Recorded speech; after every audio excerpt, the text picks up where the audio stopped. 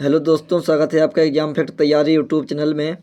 दोस्तों आशा करते हैं आप सभी मस्त, ज़बरदस्त और शानदार होंगे। आज की इस क्लास में दोस्तों हम बात करने वाले हैं यूपी पुलिस भर्ती 2025 की। और यहाँ पर एक नोटिस आया है, वह भी ऑफिशियल नोटिस है, जिसमें बताया गया है कि दौड़ के लिए आपका शेड्यूल जारी हो चुका है। और इसके अलावा आपकी आखिर जो एडमिट कार्ड है वो कब आएंगे वह भी उसमें बता दिया गया है। और जो आपकी पूरी दौड़ है दोस्तों वह केवल मेरे हिसाब से फरवरी में हो जाएगी कंप्लीट, ठीक है।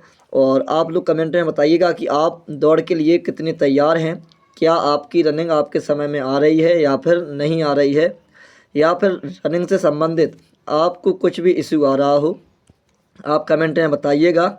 यदि मेरे पास उसका कुछ भी सॉल्यूशन होगा तो आपको बता दिया जाएगा।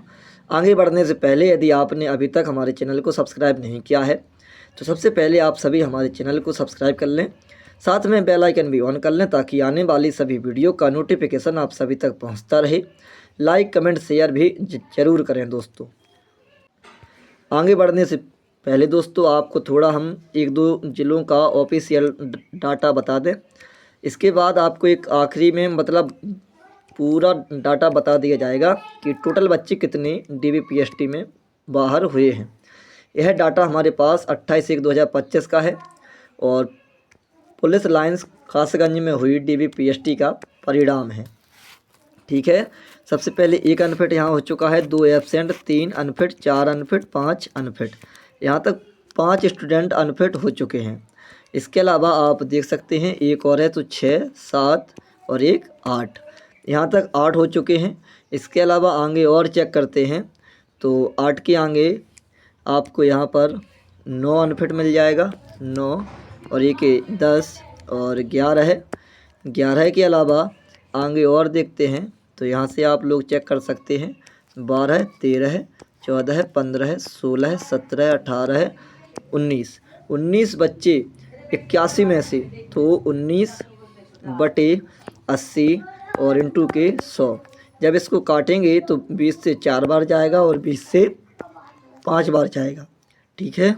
चलिए इसके अलावा आगे और चेक करते हैं तो 19/4 इंटू 5, 4 5 20, अप्रॉक्स में 24 से 25% अप्रॉक्स में यहाँ पर हम एब्सेंट और अनफिट मिलाकर बच्चे कर लेते हैं, ठीक है। इसके अलावा हमारे एक दोस्त का और था DBPST 28 तारीख में ही, तो उसने मुझे बताया है कि भाई 14 बच्चे उस सेंटर पर अनफिट हो चुके हैं, ठीक है। और लगभग 4 से 6 बच्चे उस सेंटर पर एब्सेंट हो चुके हैं, उसने मुझे बताया था। तो इस प्रकार से टोटल जो हम निकालते हैं तो 18 बच्चों पर हम वहाँ का भी डाटा निकाल लेते हैं और वहाँ पर 75 बच्चे बुलाए गए थे उसके सेंटर पर, ठीक है। तो 25 से 3 बार और 25 से 4 बार, 3 से काटेंगे 6 बार, 6 चौके जाएगा 24%, अप्रॉक्स में 24% बच्चे उसके सेंटर से भी अनफिट और एब्सेंट हुए थे। अब बात करते हैं आगे की और जानकारी की, तो आप लोग आगे बने रहिए। चलिए, तो यहाँ पर एक नोटिस आया है, ठीक है, ऑफिशियल नोटिस है, उत्तर प्रदेश सरकार है, उत्तर प्रदेश पुलिस एवं भर्ती एवं प्रोन्नति बोर्ड है, 19 तुलसीगंगा कॉम्प्लेक्स, विधानसभा मार्ग, लखनऊ, उत्तर प्रदेश, 22/60/01 सूचना विज्ञप्ति है। उत्तर प्रदेश पुलिस में नागरिक आरक्षी पुलिस के पदों पर सीधी भर्ती 2023 से शारीरिक दक्षता परीक्षा PET की प्रक्रिया एवं PET के प्रवेश पत्र डाउनलोड किए जाने हेतु महत्वपूर्ण सूचना का प्रकाशन है दोस्तों। चलिए इसमें संपूर्ण जानकारी हम कवर करते हैं कि आखिर इन्होंने क्या क्या मेंशन किया है। तो यह 29 जनवरी 2025 को आया है। उत्तर प्रदेश पुलिस भर्ती एवं प्रोन्नति बोर्ड द्वारा आरक्षी नागरिक पुलिस के पदों पर सीधी भर्ती 2023 के अंतर्गत अभिलेखों की समीक्षा एवं शारीरिक मानक परीक्षण में सफल रहे अभ्यर्थियों की शारीरिक दक्षता परीक्षण की कार्यवाही दिनांक 10/2/2025 से प्रारंभ हो रही है दोस्तों। कन्फर्म डेट हो चुकी है कि अब आपकी रनिंग जो है वह 10 तारीख से होगी, ठीक है। इसके अलावा अब दूसरे पॉइंट में क्या दिया हुआ है, उपरोक्त संबंध में प्रथम चरण, यानी यहाँ पर 2 चरणों में आपकी रनिंग होनी है। प्रथम चरण में अभ्यर्थियों की शारीरिक दक्षता परीक्षण हेतु अर्ह अभ्यर्थियों के प्रवेश पत्र डाउनलोड किए जाने का लिंक बोर्ड की वेबसाइट UPPB pb.government.in पर दिनांक 3/2/2025 तथा द्वितीय चरण में दिनांक 10/2/2025 को उपलब्ध कराया जाएगा, जिन्हें अभ्यर्थी डाउनलोड कर प्रवेश पत्र में अंकित परीक्षा केंद्र पर निर्धारित तिथि व समय पर उपस्थित होना सुनिश्चित करेंगे। मतलब साफ है कि यहाँ पर आपकी जो रनिंग होनी है दोस्तों वो 2 चरणों में होनी है। जो फर्स्ट चरण है उसका जो एडमिट कार्ड आएगा वह 3 तारीख में आ जाएगा और जो दूसरा चरण है वह 10 तारीख में आएगा। तो अपन लोग यहाँ से सबसे पहला आपके दिमाग में एक क्वेश्चन आ रहा होगा कि भाई आखिर रनिंग किस प्रकार से होगी। तो मेरे हिसाब से जो प्रोसेस आपकी DBPST में हुई है, सबसे पहले क्रम वाइज मेरे हिसाब से उसी क्रम में वह है रनिंग भी करवाएंगे। यानी सबसे पहले रनिंग जो होगी वह है किसकी होगी, तो लड़कियों की होगी।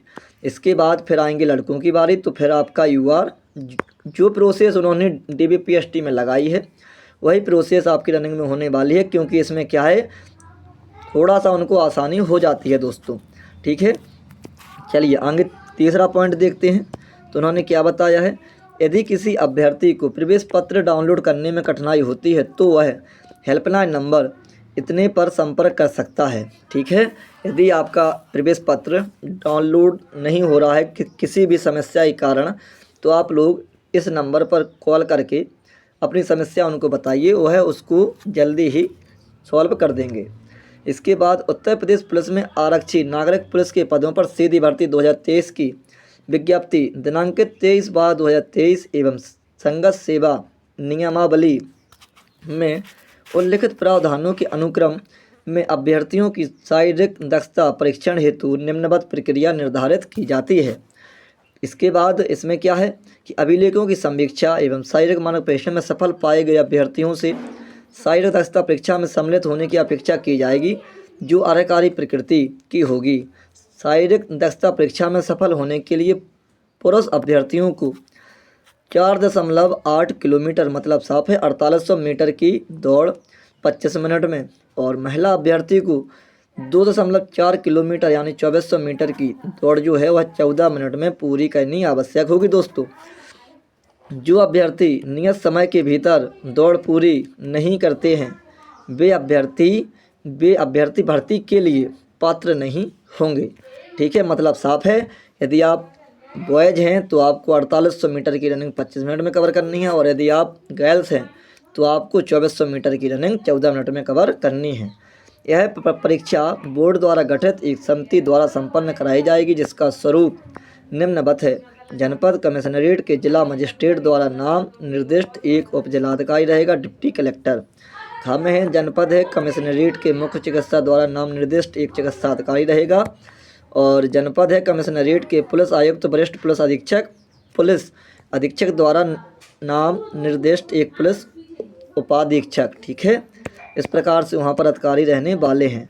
जहाँ विद्यमान शासनादेशों के अनुसार अनुसूचित जाति, अन्य पिछड़ा वर्ग, अल्पसंख्यक व अन्य किसी श्रेणी जिसका प्रतिनिधित्व उपरोक्त दल में आवश्यक हो के प्रतिनिधित्व को सुनिश्चित करने हेतु बोर्ड द्वारा उपयुक्त दल में संबंधित जिले कमिश्नरेट के जिला मजिस्ट्रेट द्वारा नाम निर्दिष्ट उपयुक्त राजपत्रित अधिकारियों अथवा पुलिस आयुक्त वरिष्ठ पुलिस अधीक्षक द्वारा नाम निर्दिष्ट अधिकारियों को सदस्य के रूप में रखा जाएगा। नामित किए जाने वाले ऐसे अधिकारी पुलिस विभाग में निरीक्षक स्तर से निम्न नहीं होंगे। इसके अलावा तीसरा पॉइंट क्या है, तो समिति द्वारा मैनुअल टाइमिंग प्रयोग किए जाने की अनुमति नहीं होगी। CCTV कवरेज सहित मानकीकृत इलेक्ट्रॉनिक टाइमिंग उपकरण और पर्याप्त बैकअप के साथ बायोमेट्रिक का प्रयोग यथार्थता व पारदर्शिता सुनिश्चित करने एवं प्रतिरूपण से बचने के लिए किया जाएगा। ठीक है, और चौथा पॉइंट है शारीरिक दक्षता परीक्षा में सफल एवं असफल अभ्यर्थियों की सूची दल के सदस्यों के संयुक्त हस्ताक्षर से घोषित की जाएगी। पांचवा पॉइंट है शारीरिक दक्षता परीक्षा का परिणाम परीक्षण स्थल पर सूचना पट्ट पर दिन की समाप्ति पर प्रदर्शित किया जाएगा दोस्तों। इसके अलावा छठे पॉइंट की हम बात करते हैं, तो यहाँ पर देखिए अभ्यर्थियों से यह अपेक्षा की जाएगी कि वे शारीरिक दक्षता परीक्षा हेतु दिए गए दिनांक और समय पर अपना प्रवेश पत्र डाउनलोड कर वैध मूल पहचान पत्र, ई आधार कार्ड, पासपोर्ट, ड्राइविंग लाइसेंस एवं मूल आधार कार्ड के साथ परीक्षा केंद्र पर उपस्थित हों। अभ्यर्थी के प्रवेश पत्र में महत्वपूर्ण निर्देश दिए गए हैं। अभ्यर्थियों को सलाह दी जाती है कि वे स्वयं को तदनुसार विज्ञ कर लें तथा निर्देशों का अक्षरशः पालन करें। प्रवेश पत्र में दिए गए निर्देशों का अनुपालन न करने पर अभ्यर्थी स्वयं जिम्मेदार होगा। इसके अलावा 7वां पॉइंट हम लोग देखते हैं, यदि कोई अभ्यर्थी शारीरिक दक्षता परीक्षा हेतु नियत समय एवं दिनांक पर परीक्षा में सम्मिलित होने में असफल रहता है तो वह परीक्षा हेतु संबंधित जनपद में गठित समिति को परीक्षा में सम्मिलित न होने के विस्तृत कारणों का उल्लेख करते हुए किसी अन्य दिनांक को परीक्षा में सम्मिलित होने के लिए परीक्षा दिवस को ही स्वयं या किसी प्रतिनिधि के माध्यम से प्रत्यावेदन दे सकता है।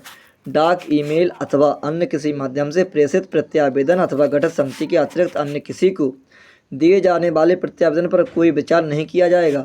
समिति द्वारा उसके प्रत्यावेदन पर विचार कर उसे शारीरिक दक्षता परीक्षण हेतु निर्धारित की गई दिनांकों में से किसी अन्य दिनांक पर परीक्षा में सम्मिलित होने हेतु निर्णय लिया जा सकता है। शारीरिक दक्षता परीक्षण हेतु निर्धारित अंतिम दिनांक के पश्चात की कोई तिथि किसी भी दशा में पुनर्निर्धारित नहीं की जाएगी। इस संबंध में अभ्यर्थी को केवल एक अतिरिक्त अवसर प्रदान किया जाएगा। अगर वह पुनर्निर्धारित दिनांक एवं समय पर परीक्षा में सम्मिलित होने में विफल रहता है तो उसे परीक्षा में असफल माना जाएगा। मतलब साफ है कि यदि आपको एक मौका मिल चुका है, फिर आप सोचोगे कि मुझे एक मौका और दे दिया जाए अगली बार रनिंग का, तो फिर आपको मौका नहीं मिलेगा। यदि आप स्टार्टिंग में किसी कारणवश नहीं जाते हैं तो जो आपको अगली डेट मिलेगी तो आप उसमें पहुंच जाइएगा। यदि आप उसमें भी नहीं पहुंचते हैं तो फिर आपको स्वतः ही मतलब असफल मान लिया जाएगा। अभ्यर्थी की शारीरिक दक्षता परीक्षा हेतु निर्धारित तिथि के बाद उसके द्वारा दिया गया कोई भी प्रत्यावेदन स्वीकार नहीं किया जाएगा। उपरोक्त ऐसे सभी प्रकरणों को जिसमें समिति द्वारा परीक्षा का दिनांक एवं समय पुनर्निर्धारित किया जाएगा उसके संबंध में बोर्ड को सूचित किया जाएगा। अब 8वें नंबर पर और पढ़ लेते हैं हम लोग इसको। तो परीक्षा में बेहद मानक प्राप्त न कर सकने के कारण असफल हो जाने वाले अभ्यर्थी को दूसरा मौका नहीं दिया जाएगा। ठीक है। और स्वास्थ्य के कारण या किसी अन्य आधार पर चाहे जो भी हो पुनः परीक्षा के लिए अपील नहीं की जा सकेगी। यहाँ पर ये सिग्नेचर हैं। ठीक है। तो ये रही जानकारी आपकी यूपी पुलिस से संबंधित। और इसमें जो सबसे मेन है वह है 3 तारीख और 10 तारीख। अब देखना ये होगा कि आखिर 3 तारीख में किसके किसके एडमिट कार्ड आते हैं और प्रथम चरण में किसकी रनिंग होती है। ठीक है। सबसे बड़ा मुद्दा यही रहेगा। लेकिन मेरे हिसाब से जो उन्होंने DBPST करवाई है दोस्तों, जिस क्रम में उसी क्रम में आपकी रनिंग भी होगी। ये हमारा खुद का आंकड़ा है। इसके अलावा देखते हैं क्या होता है 3 तारीख तक। तो आप सभी से आशा है कि आप सभी अच्छे से रनिंग करते रहिए। और रनिंग करने में यदि किसी प्रकार की समस्या आ रही हो तो आप लोग कमेंट करिएगा। आपकी वो समस्या यदि हमारे मतलब अंतर्गत आएगी तो उसका आपको अच्छा समाधान मिल जाएगा। आशा करते हैं आपको यह जानकारी बहुत ही अच्छी लगी होगी। इसी के साथ हम अपनी क्लास को विश्राम करते हैं। जय हिंद, जय भारत।